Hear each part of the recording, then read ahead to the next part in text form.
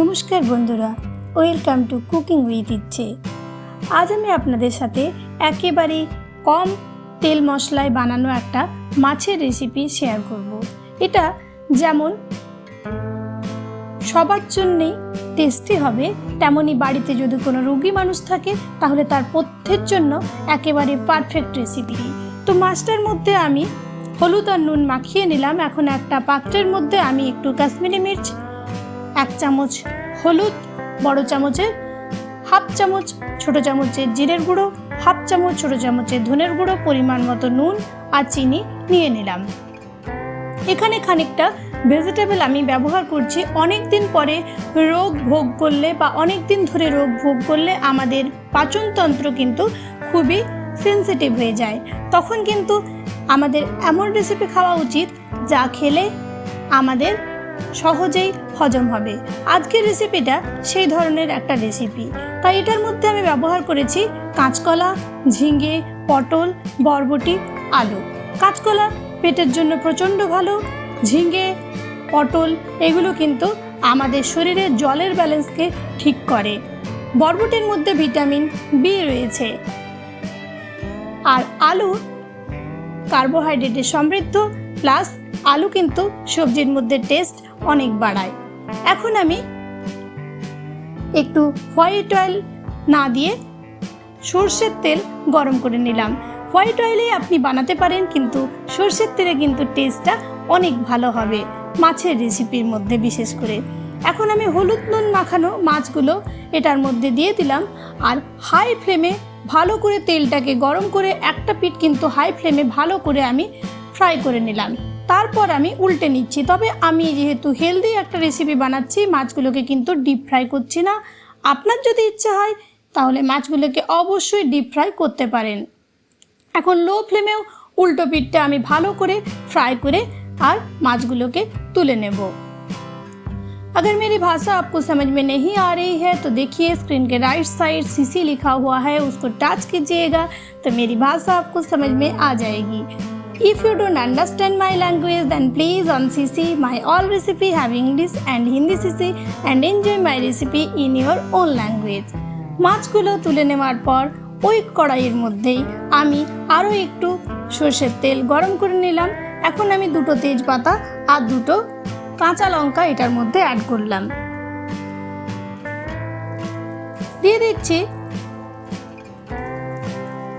একটু চপ করে রাখা রসুন।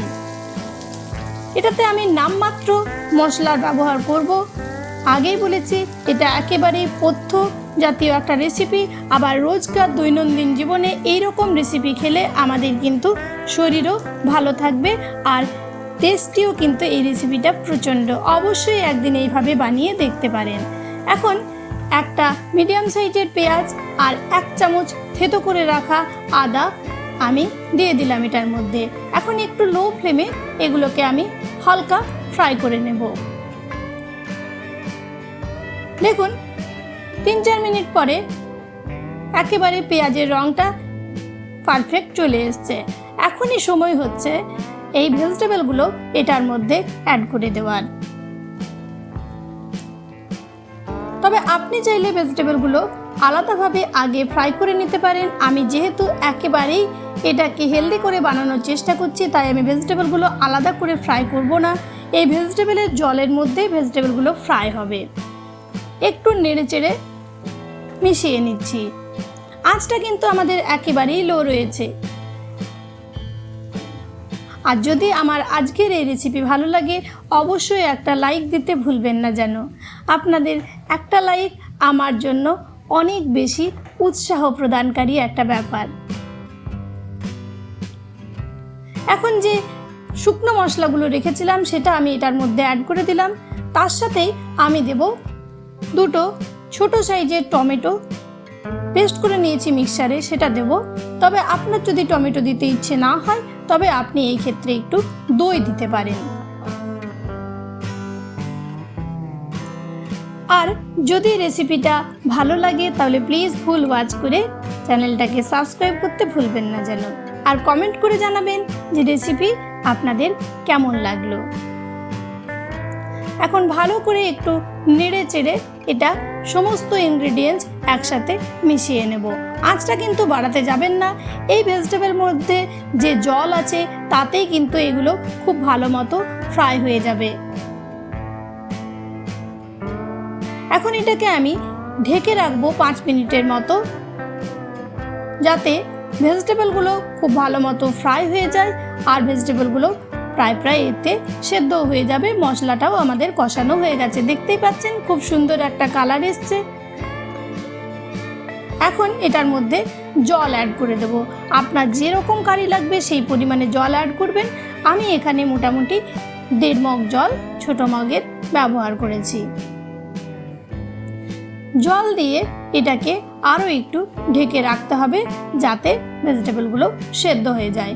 মিডিয়াম আছে মোটামুটি 10 মিনিট রাখলেই ভেজিটেবলগুলো সেদ্ধ হয়ে যাবে। 10 মিনিট পরে দেখুন ভেজিটেবলগুলো আমাদের খুব সুন্দরভাবে সেদ্ধ হয়ে গেছে। এখনই সময় হচ্ছে এটার মধ্যে মাছগুলো অ্যাড করার।